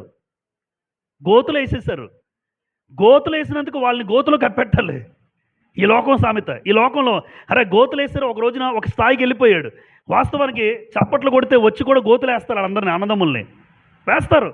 నన్ను గోతులు వేస్తారు కదా, ఇప్పుడు నీళ్లు లేని గోతులు ఆ 11 మందిని వేసేయండి అనగలడు యోసేపు. కానీ అన్నదమ్ముల మీద ప్రేమ చూపించాడండి. నన్ను ఇబ్బంది పెట్టారు, అరే అమ్మేశారు అన్నదమ్ములు, 20 తులాల వెండికి అమ్మేశారు. బానిసగా బ్రతికాడు, 2 సంవత్సరాలు చెయ్యని తప్పుకు శిక్ష అనుభవించాడు, జైల్లో ఉన్నాడు. ఇవన్నీ గుర్తుపెట్టుకుంటే బయటకు వచ్చేసరికి జైలు నుంచి వచ్చేవాడు ఎలా ఉంటాడు చూడండి, నన్ను ఎవడరా చేసింది అని ఆలోచిస్తాం బయట. ఈరోజు నేను జైలుకి వెళ్ళడానికి కారణం, ఈరోజు నేను ఈ స్థాయిలో ఉండడానికి కారణం నా అన్నదమ్ములు, ఒక్కడిని కూడా వదలను. అలా అంటే ఈరోజు ఒక్కడిని కూడా అలా అనాలి యోసేపు కాదు. వాళ్ళు నన్ను ఇబ్బంది పెట్టారు, నిజంగా నన్ను అవమానించారు, చెయ్యని తప్పుకు. అమ్మ ఎవరు ముట్టుకున్నాడమ్మా పోతీఫరు భార్యని, కానీ పాడు చేశాడని చెప్పింది ఆవిడ. నన్ను పాడు చేసి పారిపోతున్నాడు అన్నది, అంతకన్నా అవమానం, ఎంత పెద్ద అవమానం అది. చెయ్యని తప్పుకే మనం ఎంత బాధపడతాం చూడండి, ఏడుస్తాం, కృంగిపోతాం. అరే నేనేం అనకుండా ఆవిడ అలా అన్నారేంటి, నేనేమి చేయకుండా ఆవిడ అలా అన్నదేంటి, ఎంతగా ఏడ్చుంటాడో మీరు ఊహించండి యోసేపుని. అయినా సరే నష్టపోయాడు, నిందించారు, అవమానించారు. కానీ అన్నదమ్ముల్ని ప్రేమించి అన్నదమ్ములకి ఏం చేశాడు తెలుసా? అన్నదమ్ములకి వాళ్ళ పిల్లలకి భోజనం పెట్టాడండి. అన్నదమ్ములకి వాళ్ళ పిల్లలకి వసతి కల్పించాడు, అన్ని అవసరతలు తీర్చాడు. ఎంత అద్భుతం యోసేపు, ఆయన దేవుని కుమారుడు. మరి మనం ఆలోచించండి మీరు ఒకసారి, ఆయన స్టేజ్ ఎక్కడ, మనం ఎక్కడ? అరే ఇబ్బంది పెట్టినా, నిందించినా, బాధ పెట్టినా, దుఃఖపెట్టినా, ఆఖరికి జైల్లో వేసేసినా కూడా క్షమించి వచ్చిన వాళ్ళకి అన్నం పెట్టి వాళ్ళ పిల్లలకు కూడా అన్నీ చూర్చాడంటే ఆయన దేవుని కుమారుడు. వాళ్ళే ఈరోజు మనం ఎలా ఉన్నాం? ఆ స్థాయికి ఎప్పుడు ఎదుగుతాం మనం? నాకు అవమానం కలిగిన ప్రేమించగలిగే మనస్తత్వం నాకు వస్తుందా? నన్ను దుఃఖపెడితే నేను దుఃఖపెడుతున్నాను, నన్ను బాధ పెడితే నేను బాధ పెడుతున్నాను, నన్ను నిందిస్తే నేను నిందిస్తున్నాను అంటే మనం ఇంకా ఎదగలేదని అర్థం అమ్మా. ప్లీజ్ నిజంగా చెప్తున్నాను, నేను ఇంకా ఎదగలేదు. నాకు నష్టం చేసినా నేను మంచి చేస్తాను. అందరి దగ్గర 10 మంది ముందు నాకు తలవంపులు జరిగినా నేను ఎదుటివాడికి మంచి చేస్తాను. తల దించుకునే పరిస్థితి వస్తుంది, వచ్చినా సరే నేను మంచి చేస్తాను. ఎందుకంటే లోకంలో వాడికి తెలియంది నాకు తెలిసింది ఒకటే, నేను దేవుని కుమారుడిగా ఉండాలి అంటే శత్రువైనా సరే ఆయన ప్రేమించమన్నాడు, ప్రార్థించమన్నాడు. స్టెఫను శత్రువుల కోసం ఏం చేశాడమ్మా? రాళ్లతో కొట్టేశారా? రాళ్లతో కొట్టిన వాళ్ళు ఏం చేశాడు ఆయన? తండ్రి ఈ పాపం వారి మీద మోపొద్దు, ఏదో కొట్టేశారు, రాళ్లతో కొట్టేశారు. రక్తం సిక్తమయ్యే దేహంతో ప్రవహిస్తున్న రక్తంతో ఉన్నాడు ఆయన, అయినా సరే ప్రార్థిస్తున్నాడు. చూడండి స్టెఫను దేవుని కుమారుడు, మనందరికీ ప్రభువైన యేసుక్రీస్తు సిలువ మీదలా చేతులు పెట్టి ఆ మేకులతో కొట్టేస్తున్నారు. మేకులతో కొట్టేస్తే కిందకు చూస్తున్నాడు, ఎవరు కొడుతున్నారో తెలుసు అమ్మ. ఒక్కొక్కడు అంతు చూడగలడు. ప్రభు కోరుకుంటే అట ఒకేసారి 72,000 మంది వస్తారట సైనికులు, రాసుంది. దూతలు 6,000 మంది సేనగా వస్తారట. ఒక దేవదూత ఎంత బలమో తెలుసా? ఒక దేవదూత 35,000 మందిని చంపగలడు, ఒక దేవదూత. గ్రంథంలో రాసిన మాట. ఒక దేవదూత బలం, క్షమించండి, 85,000. ఒక దేవదూత బలం 85,000 మంది మనుషులు. ఒక దేవదూతే. కానీ ఆయన, నేను కోరుకుంటే మా నాన్న క్షణాల్లో 72,000 మంది దేవదూతలు వస్తారట. ఎంతమందిని చంపాలి? అంతు చూడగలడు. కానీ మేకులు కొడుతున్నారు కదా, మేకులు కొడుతున్నా చూసి రోమా సైనికులను చూసి, తండ్రి వీరేమి చేయుచున్నారో క్షమించేసే. ఏంటి, మేకులు కొట్టినా క్షమించామన్నాడు. ఆ గుణం, అంత గుణం మనకు రాకపోవచ్చు. కానీ నీకు ఎవరైనా బాధ పెడితే నువ్వు బాధపడచ్చు. కానీ వాళ్ళ గురించి ప్రార్థన చేయి. నీ మీద నిందేస్తారు, నింద భరించి ప్రార్థన చేయి. నీకు ఆ తలవంపులు తీసుకొచ్చి పనులు చేస్తారు, తలవంపులు తెచ్చిన వాళ్ళ కోసం ప్రార్థన చేయి, వాళ్ళకి మంచి చేయి. చూసారా, ఇది ఎవరి స్వభావం? దేవుని కుమారుల స్వభావం. అందుకే చూడండి, ప్రేమించే వారిని కూడా ప్రేమించడం. మనల్ని ప్రేమిస్తే నేను తిరిగి ఏం చేస్తాను వాళ్ళని? అందులో పెద్ద గొప్పతనం ఏముంది?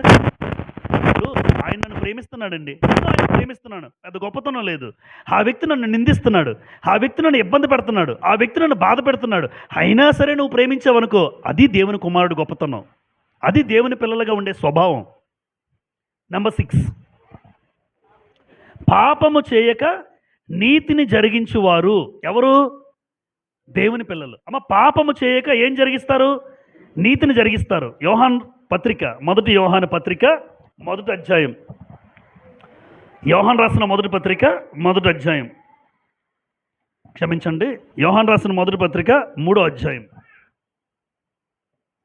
3వ అధ్యాయం 9, 10 చూడండి. యోహాన్ రాసిన మొదటి పత్రిక 3వ అధ్యాయం 9, 10. దేవుని మూలంగా పుట్టిన ప్రతి వానిలో ఆయన బీజము నిలుచును గనుక వాడు పాపము చేయడు. అందరూ బైబిల్ చూస్తున్నారా? వాడు దేవుని మూలంగా పుట్టినవాడు గనుక పాపము చేయజాలడు. 10వ వచనం. దీనిని బట్టి దేవుని పిల్లలు ఎవరో, అపవాది పిల్లలు ఎవరో తేటపడును. నీతిని జరిగించని ప్రతివాడును, తన సహోదరుని ప్రేమింపని ప్రతివాడును దేవుని సంబంధులు కారు అనేసాడండి. అంటే దేవుని మూలంగా పుట్టిన ప్రతివానిలో ఆయన బీజము నిలుచును కనుక వాడు ఏం చేయడమ్మా? చూడండి ఇక్కడ, అంటే పాపము చేయక నీతిని జరిగిస్తాడు. పాపం ఎప్పుడూ చేయడు. పాపం చేసే అవకాశం వస్తుందా రాదా? ఈరోజు ఇక్కడ ఉన్న నాకు తెలిసి అందరికీ అపవాది ఏం చేస్తున్నాడు తెలుసా? చాలామందికి తెలియని విషయం చెప్తాను ఇప్పుడు. తెలియని విషయం అంటే అది గొప్ప విషయం కాదు, తెలుసు. కానీ అది ఆలోచించాం మనం. మీకు పాపం చేసే అవకాశం దేవుడు ఇస్తాడు, నాకు పాపం చేసే అవకాశం దేవుడు ఇస్తాడు. అవకాశాలు కుదురుస్తాడు అపవాది అవకాశాలు కుదురుస్తాడు. ఏం చేయడానికి? పాపం చేయడానికి. తల్లిదండ్రులు లేకుండా యవనస్తులు ఇంట్లో పెడతాడు. యవనస్తులు ఏం చేస్తారు? మీకు అర్థమై ఉంటుంది.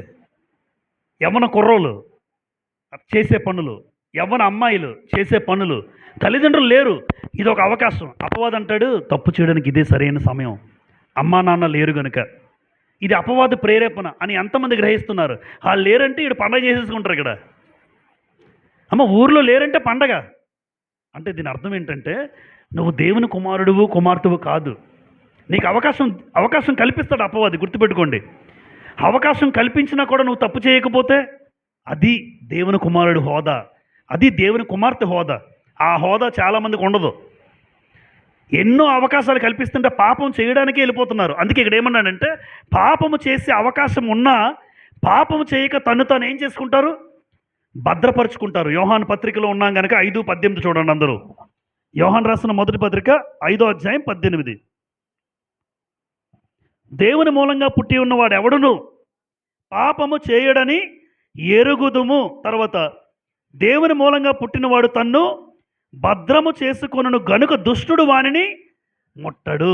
అవకాశం ఇచ్చినారే అపవాది, నువ్వు అవకాశం ఇచ్చినా నేను పాపం చేయను, ఏం చేసుకుంటావు చేసుకో అని అంటారేంటి? అలా అంటే నువ్వు దేవుని కుమారుడివి. అపవాది ఎంత అవకాశం ఇచ్చినా నేను హృదయపూర్వకంగా పాపము చెయ్యను, పాపము చూడను, పాపం మాట్లాడను, నువ్వు ఎన్ని ట్రై చేస్తావో ట్రై చేసుకోరా అపవాది, అలా అనాలి ఛాలెంజ్.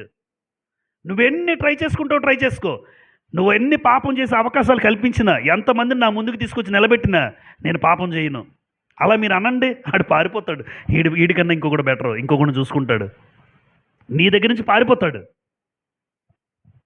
అపవాది పారిపోయేటట్టుగా మనం బతకాలి. పాపము ఎప్పుడు చేయకండమే. కానీ నోటికి ఎలా ఉంటుంది యోబు గ్రంథం 20 అధ్యాయం 12లో, యోబు 20:12లో చెడుతనము నోటికి తీయగా ఉంటుంది, పాపము చాలా తీపిగా ఉంటుంది. చేస్తున్నప్పుడు ఎలా ఉంటుందంటే ఎంజాయ్గా ఉంటుంది. చేస్తున్నప్పుడు చాలా ఆనందపడిపోతుంటాడు. చేసిన తర్వాత ఆవేదన మిగులుతుంది. చేసిన తర్వాత ఆవేదన. దయచేసి పాపాన్ని ఎప్పుడు జురుకోకండి. పాపాన్ని ఎప్పుడు కూడా తీపిగా ఉంటుంది. బాగా తీపి తింటే ఏమొస్తుంది? షుగర్లా? తీపి ఎక్కువైన బాధే ఏదైనా. అందుకే చెడుతనము నోటికి తీయగా ఉన్నా ఎప్పుడు పాపం చేయక తను ఏం చేసుకుంటాడు? దేవుని కుమారులు భద్రం చేసుకుంటారు. గుర్తుపెట్టుకోండి అమ్మా. ఎప్పుడు పాపం అనేది చేయకుండా నిన్ను భద్రం చేసుకోవాలి. అప్పుడే పరలోకంలో నా స్వాస్యం దేవుడు నీకు నాకు ఇస్తాడు. ఆషామాషిగా పరలోకం ఎవరు వెళ్ళరు. మరొకసారి చెప్తున్నాను, అది నేనైనా మీరైనా. ఆషామాషిగా చులకనగా పరలోకం ఇచ్చాడు దేవుడు. అంత అమాయకుడు గాడు ఆయన. నువ్వు నీ బ్రతుకు చూస్తాడు ఇచ్చే ముందు. వీడు పాపాన్ని జురుకుంటున్నాడా, అవకాశం ఇస్తున్నా పాపం చేస్తున్నాడా, పాపాన్ని అసహించుకొని దూరంగా వెళ్తున్నాడా చూస్తాడు. నోవాహు ఎలాంటి వాడు? ఆదికాండం 6:9 ప్రకారం నోవాహు నీతిపరుడును, తన తరములో ఎలాంటి వాడట? నిందారహితుడు. అంటే దేవుడు నోవాహు కాలాన్ని చూసినప్పుడు అందరూ ఏమైపోయారమ్మా? ఆ రోజు రాసిన మాట ఆదికాండం 6:11, భూలోకము బలాత్కారము చేత చెడిపోయింది. మరి ఆయన ఎందుకు చెడిపోలేదు? ఎప్పుడైనా ఆలోచించారా మీరు? అమ్మ, ఎప్పుడైనా ఆలోచించారా? అందరూ పాడైపోయారు కదా. నోవాహు కూడా అక్కడే పెరిగాడు కదా, నోవాహు కూడా అక్కడే ఉన్నాడు కదా. ఆయన ఎందుకు పాడైపోలేదు? దేవుని కుమారుడు. ఆయన అలా బతకాలని నిర్ణయించుకున్నాడు. పాపం పక్కన జరుగుతున్నా పాపం చూడలేదు నోవాహు. ఆఖరికి నోవాహు తన పిల్లలను కూడా ఎంత బాగా పెంచాడండి. అంతే కదమ్మా. కొడుకులు ఎంత బాగా లేకపోతే కోడళ్ళు సమర్థంగా నిలబెట్టాడు కోడల్ని. మా నాన్న ఏం చెప్తే అదే. మళ్ళీ కోడలు అడుగుపెట్టిన కోడలు కూడా మాట్లాడలేదు, మాట్లాడడానికి అవకాశం ఇవ్వలేదు కొడుకులు. మీరు ఏదైనా చెప్పండి అమ్మ, కొడుకు అవకాశం ఇస్తేనే కదా కోడలు పైకి వస్తుంది. కొడుకు అవకాశం ఇవ్వకపోతే కోడలు ఎందుకు పైకి ఎత్తుంది? రాదు. ఆవిడ అవకాశమే లేదు. ఇది 100% నిజం. నువ్వు చేతకాని వాడివైతే ఆవిడ పైకి లేస్తుంది. మీ నాన్న మీద లేస్తుంది, మీ తండ్రి మీద లేస్తుంది. అంత అవకాశం మనం ఎందుకు ఇస్తాం? ఎంతవరకు గౌరవించాలో భార్యని, ఎంతవరకు గౌరవించాలో ఆ భార్యని గౌరవిస్తారు అంతే. అంతకు మించి దైవికమైన పద్ధతిలో పెంచుతున్న మా నాన్న ఎలాంటి వాడు తెలుసా? నోవాహు. అలాంటి నోవాహు కొడుకులు అలా పెంచాడు. ఆ పిల్లలు అలా, ఆ కోడలు అలా ఉన్నారు. అమ్మో, మా ఆయన అంటే మాకు భయం. ఎందుకంటే మా ఆయనకి మా మామయ్య అంటే భయం. ఆ గౌరవాన్ని, భయం అంటే గౌరవంతో కూడిన భయం. ఎందుకంటే ఆయన భక్తిపరుడు. చూసారా, చుట్టుపక్కల అందరూ పాడైపోయిన నోవాహు మాత్రం నీతిని తప్పలేదు. లోతు, పేతురు రాసిన 2వ పత్రిక 2:7 అమ్మ, 2 పేతురు 2:7లో ఉంటుంది, నీతిమంతుడకు లోతు అంటాడు. అందుకే దేవుడు లోతును కూడా ఏం చేశాడు? తప్పించాడు. కాబట్టి లోతు నీతిమంతుడు. మరొక వ్యక్తి ఉన్నారు అక్కడ, సమూయేలు. సమూయేలు ఎవరింట్లో పెరిగాడో తెలుసమ్మా? ఏలీ ఇంట్లో. ఏలీకి 2 పిల్లలు ఉన్నారు, హోఫ్ని, బహు పనికిమాలిన వారు. వీళ్ళిద్దరూ బహు పనికిమాలిన వారు, బహు దుర్మార్గులు. కానీ వాళ్ళతోనే పెరిగాడు, వాళ్ళతోనే మందిరానికి వెళ్ళాడు. కానీ వాళ్ళ బుద్ధులు వేరు, సమూయేలు బుద్ధి వేరు. చూసారా మీరు తేడా? ఒక దైవజనుడు కడుపున పుట్టిన బిడ్డలకు రాలేదు, కానీ సమూయేలు నేర్చుకున్నాడు. అద్భుతం. అది అంటే ఎవరితో తిరిగామని కదా, నువ్వు ఎంత చుట్టుపక్కల తిరిగినా ఫలానా వాడి వల్ల పాడైపోవని అనకూడదు. నేను ఆవిడ వల్ల నేను పాడైపోయాను అనకూడదు. మరి నా బుద్ధి ఏమైంది?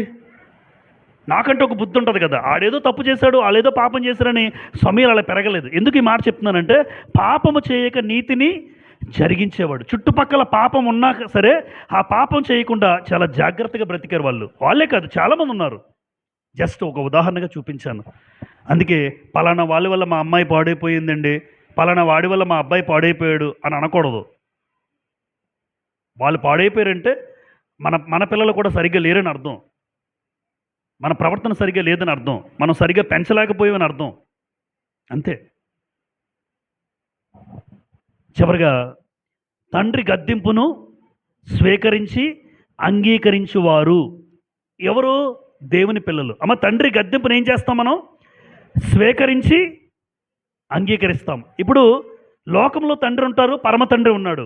లోకంలో తండ్రి గద్దింపును స్వీకరిస్తారు కదమ్మా చాలామంది. ఎవరో ఎక్కడో వినరు, సంఘాల్లో కాదు, సమాజంలో ఎవరో వినకపోవచ్చు. కానీ నాకు తెలిసి మా నాన్న అంటే నాకు చాలా భయం. దేవుని నమ్ముకోకపోయినా నాన్న అంటే చాలా భయం. ఒకే ఒక దెబ్బ కొట్టాడు 7వ తరగతిలో ఆయన. మా అక్కని ఏదో మాట అన్నానని కొట్టేసరికి ఈ దవడతోని గోడకెళ్ళి గుద్దుకున్నాను. ఇదొకటి, అదొకటి. ఈ 2 దెబ్బలతో సెట్ అయిపోయాను. ఆ రోజు నుండి నాన్నంటే భయం. ఏదో పొరపాటున ఏదో తప్పుడు మాట అన్నానట అక్కకి. అలా కొట్టేసరికి ఈ దవడ వాసిపోయి అటెళ్ళి గోడకు గుద్దుకొని పరిస్థితి ఇబ్బందికరంగా ఆ రోజు నుంచి భయం నాన్నంటే. నాన్నకి ఏదైనా అడగాలన్నా భయం. అంటే తండ్రి గద్దింపును స్వీకరించాం. ఆ రోజు అంటే లోకంలో ఉన్న తండ్రి గద్దింపును స్వీకరించాము. కానీ పరలోకపు తండ్రి ఉన్నాడు మనకి. ఈ తండ్రి గద్దింపును స్వీకరించావు మంచిది. అన్నిటికంటే ముఖ్యంగా ఏ తండ్రి గద్దింపును స్వీకరించాలి మనం? ఆ తండ్రి గద్దింపును కూడా స్వీకరిస్తే నువ్వు దేవుని కుమారుడివి. ఆ రోజు నుండి నాన్న మాట వినడం ప్రారంభించాను. నాన్న ఏం చెప్తే చేయాలి. నాన్న మాటకు జవదాటకూడదు. 9 కల్లా నువ్వు ఇంట్లో ఉండాలంటే 9 కల్లా ఇంట్లో ఉండడమే. అలా అలా అయిపోయింది నా పెంపకం. ఎంత తిరిగినా ఆఖరికి ఎంఎస్సికి వెళ్ళి యూనివర్సిటీకి వెళ్ళినా 9 దాటకూడదు. నువ్వు ఎక్కడికి వెళ్ళినా 9 లోపు ఇంట్లో ఉండాలి. దేవుడు నమ్ముకోలేదు అప్పుడు. ఆ దేవుడు ఎవరో తెలియదు నాకు. కానీ ఒకటే కండిషన్, నాన్న పెట్టిన కండిషన్, నువ్వెంత తిరగరారే ఎక్కడికి వెళ్ళినా చేసుకో, 9 దాటిందా. అప్పుడు నేను యూనివర్సిటీలో చదువుతున్నాను. చూడండి, యూనివర్సిటీలో చదివినా 9 అయితే 9 దాటదు. ఎందుకంటే భయం. ఆ భయం అలా ఉండిపోయింది. అందుకే అనుకుంటాను దేవుడు ఒక మంచి స్థితిలో ఉంచాడు భూమి మీద. ఆ భయం భూమి మీద తల్లిదండ్రులకు నీ పట్ల పిల్లలకు భయం ఉండాలి. అన్నిటికంటే దానికన్నా ముఖ్యంగా ఇప్పుడు హెబ్రీ పత్రికలో చెప్తాను మీకు, చూడండి. ఆ భయం భూమి మీద తల్లిదండ్రులంటే భయం ఉండాలి. మరి ముఖ్యంగా పరలోకపు తండ్రి గురించి రాయబడిన మాట చూడండి. హెబ్రీలకు రాసిన పత్రిక చివరిగా ఈ మాట చదువుకుందాం. హెబ్రీలకు రాసిన పత్రిక 12వ అధ్యాయం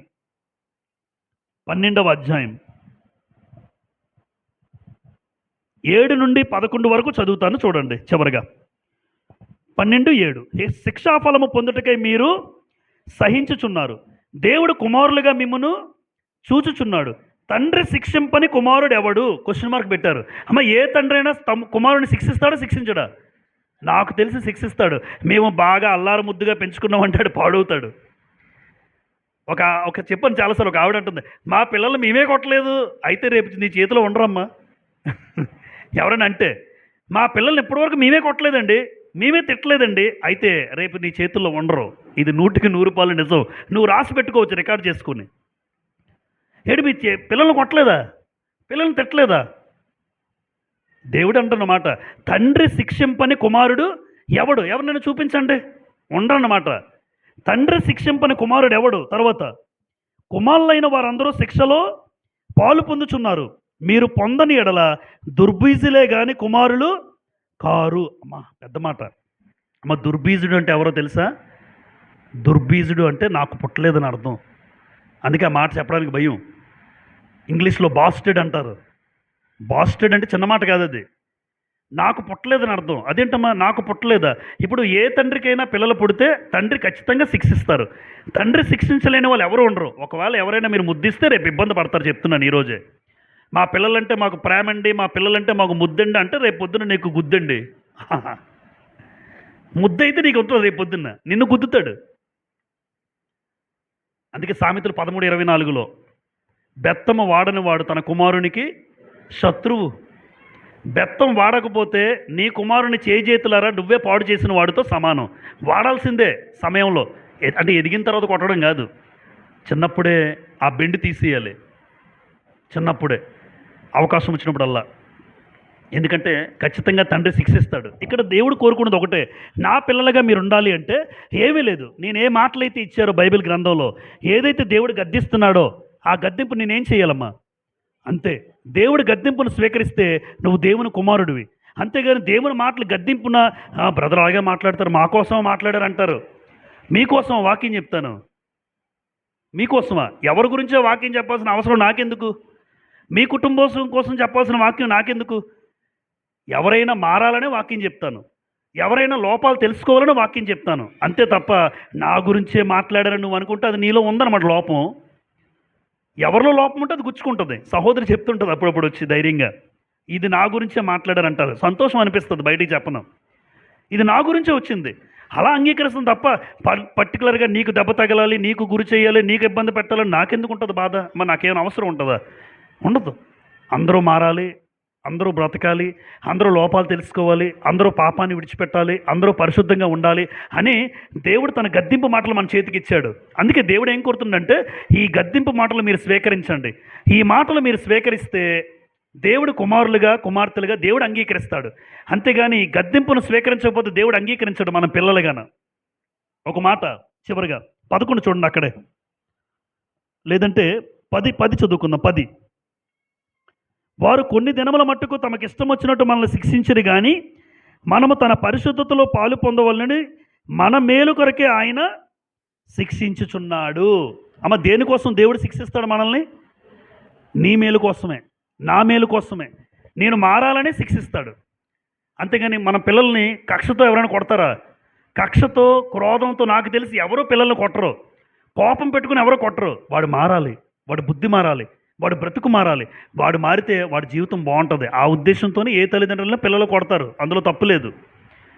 వాడు చెడిపోకూడదని కొడతారు మీరు. అది ఎంత వాస్తవమో, నేను చెడిపోకూడదని, నేను నా జీవితం నాశనం చేసుకోకూడదని దేవుడు తన మాటల చేత గద్దిస్తాడు. అది నన్ను కొట్టడం. అప్పుడు నేను మారాలి అంటే తన పరిశుద్ధతలో పాలు పొందాలి. ఆ పరిశుద్ధత కోసం పాలు పొందాలని అనుక్షణం దేవుడు శిక్షిస్తూ ఉంటాడు. ఒకవేళ కొన్నిసార్లు రోగాలు కూడా వస్తాయి మనకి. నాకు రోగం వచ్చిందంటే అర్థం ఏంటంటే నాలో ఏమైనా లోపం ఉందో అనుకోవాలి, నాలో ఇంకా ఏం సరిచేసుకోవాలి, ఇంకా దేవునికి దగ్గర అవ్వాలి. అమ్మ, కొన్నిసార్లు ఎవరికైనా ఇబ్బంది కలిగింది అనుకోండి, అనారోగ్యం వచ్చిందనుకోండి, ఇంకా నువ్వు దేవునికి దగ్గర అవ్వాలి, ఇంకా దేవుళ్ళు ఎదగాలి, ఇంకా నువ్వు మార్చుకోవాలి, ఇంకా సరిచేసుకోవాలి అన్న ఉద్దేశంతో మనం ఆలోచించాలి. అంతే. అలాంటి అభిప్రాయం మనం కలిగి ఉండాలి. దావీదు పాపం చేసినప్పుడు ఒక ఆయన వచ్చారు. ఎవరు? నాతాను ప్రవక్తను దేవుడే పంపించాడు. ఎందుకంటే దావీదు మారుతాడు. ఒక్కసారి గద్దించయ్యా అన్నాడు. నాతాను వచ్చాడు దావీదు దగ్గరికి వచ్చి, దావీదు నువ్వు పాపం చేస్తావు అన్నాడు. రాజు ఉన్నాడు. రాజు ఏమన్నాడు అప్పుడు? నువ్వెవరు అంటాడు. ఒక పెద్ద మాట మాట్లాడకూడదు. అందుకనే నువ్వెవరు అనాలి. నువ్వెవరు నాకు చెప్పడానికి. ఈరోజు అలాగే అంటున్నారు. బ్రదర్, మీరు తప్పు చేస్తున్నారండి, ఇలా మీరు బ్రతకండి అని మంచి చెప్పినా అర్థం కాదు. కానీ గద్దింపును స్వీకరించాడు. తలదించేశాడు దావీదు. తలదించేశాడు. నాతాను గద్దిస్తూ ఉంటే తలదించేసి ఒప్పుకున్నాడు, నేను పాపం చేశానయ్యా, నిజమే. ఆ తండ్రి గద్దింపును స్వీకరించాడు. ఈరోజు దేవుని కుమారుడు దావీదు. మీరు ఎవరినైనా చూడండి, అపోస్తలుడైన పౌలా, లోత, అబ్రహామా, యోసేపా, స్టెఫనా, లేదంటే నోవాహ, లోత, సమూయేలా, లేదంటే దావీదు కదా, ఎవరినైనా వారిని ఏమని పిలవచ్చు మనం వాళ్ళని? ఇప్పుడు దేవుని పిల్లలంటే అలా ఉంటారు. దేవుని పిల్లలంటే అలాంటి స్వభావం కలిగి ఉంటారు. మరి మనం ఎలా ఉన్నాం? గద్దింపును స్వీకరిస్తున్నావా? గద్దింపును పక్కన పెడుతున్నావా? ఎప్పుడు కూడా నేను మాట్లాడినా, దేవుడు మాట్లాడిన ఈ స్వరం ఆయిందే. మాట్లాడుతున్న మాటలు నావి కాదు, దేవుడివి. కాబట్టి దేవుడు గద్దించినప్పుడు మనం తలదించుకోవాలి. అంతేగాని మనం తిరగబడకూడదు, తృణీకరించకూడదు. ఇంకో విషయం చెప్పమంటారా? ఎవరు గద్దించారు దావీదుని? అమ్మ, ఎవరు? గట్టిగా. నాతాను గద్దించాడు కదా. దావీదుకు పుట్టిన బిడ్డకు నాతాను పేరు పెట్టుకున్నాడు. మీకు తెలిసే ఉంటుందో తెలియకపోవచ్చు. ఒకవేళ దావీదుకి బత్షెబాకి పుట్టిన బిడ్డలు ఉన్నారా లేదా? సొలొమోను తర్వాత చాలామంది బిడ్డలు పుట్టారు. అయితే ఈ దావీదుకి బత్షెబాకి పుట్టిన ఒక బిడ్డకు ఏం పేరు పెట్టుకున్నాడు తెలుసు? దావీదు నాతాను అని పెట్టుకున్నాడు. ఎవరైనా పెట్టుకుంటారమ్మా గద్దించిన వ్యక్తిని? అంటే నా జీవితంలో ఎప్పుడు ఆయన మర్చిపోకూడదు, ఆయన లేకపోతే నాకు బ్రతుకు లేదు అనుకున్నాడు దావీదు.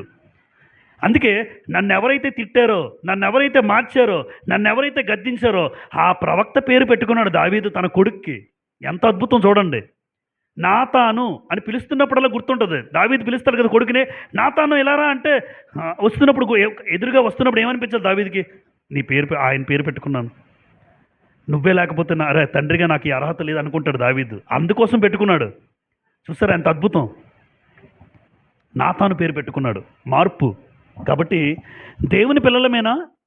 దేవుని పిల్లలకు ఉండవలసిన లక్షణాలన్నీ రాశాను. మరొకసారి నేను చదవను. ఆ లక్షణాలన్నీ కూడా మరొకసారి యూట్యూబ్లో అప్లోడ్ చేస్తారు బ్రదర్స్. మరొకసారి చూసుకుందాం. ఎందుకు ప్రాముఖ్యంగా 7 లక్షణాలు చెప్తున్నానంటే మీ అందరికీ దయచేసి ఈ లక్షణాలు కనుక మనలో లేకపోతే పరలోకంలో దేవుడిచ్చే ఆ స్వాస్యానికి నేను అర్హత లేదు. నాకు అర్హత లేదు, నేను పొందుకోలేను. ఈరోజు భూమి మీద ఎంత బాగా బ్రతికేసినా, ఎన్ని గొప్ప కార్యక్రమాలు దేవుడి కోసం చేసేసినా దేవుడు అంగీకరించడు. ఎందుకు? నా పిల్లలుగా ఉండవలసిన వాళ్ళకి కొన్ని లక్షణాలు ఉంటాయి, కొన్ని అర్హతలు ఉంటాయి. అవి నేను పాటించకుండా, అవి నేను చేయకుండా దేవుడిని తన ఆస్తిలో వాటా నాకు ఇవ్వడు. ఆ తండ్రి ఇవ్వడు, ఈ తండ్రి ఇవ్వచ్చు. ఒకవేళ ఈ తండ్రి ఇచ్చేవచ్చు, ఆ తండ్రి ఇవ్వడు.